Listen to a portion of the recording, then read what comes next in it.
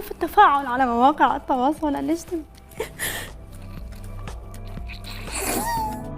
نؤكد مرة أخرى لإخواننا الجزائريين قيادة وشعبا أن المغرب لن يكون أبدا مصدر أي شر أو سوء. بالفيديو شاهد بكاء وتأثر هذه المذيعة الجزائرية على المباشر بعد إعلان الرئيس الجزائري عبد المجيد تبون شراء طائرات مغربية متطورة من أجل مواجهة الحرائق التي تهز البلاد، واعتبارها كارثة طبيعية أعادت العلاقات بين البلدين. شاهد ماذا قالت.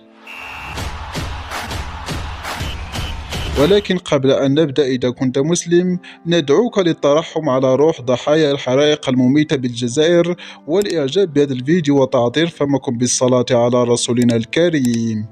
بعد أن أرسل المغرب العديد من الطائرات المختصة بإخماد الحرائق المنتشرة على نطاق واسع، حيث أطلق الرئيس الجزائري عبد المجيد تبون نداء الاستغاثة من كل الدول العربية لإنقاذ الجزائر، إلا أن الدولة الوحيدة التي لبت النداء هي دولة المغرب بعد إرسالها العديد من الطائرات وأيضا مساعدات طبية وغذائية شاملة لكل الضحايا.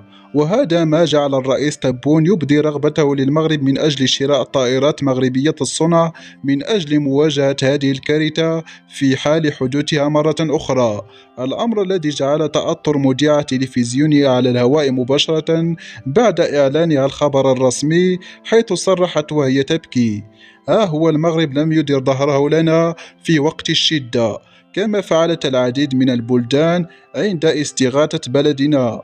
فعلا إنه لبلد عظيم.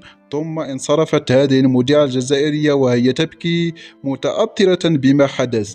وفي النهاية، إذا كنت تفتخر بمغربيتك فيرجى الإعجاب بهذا الفيديو، ولا تنسى الاشتراك في القناة ليصلكم جديدنا.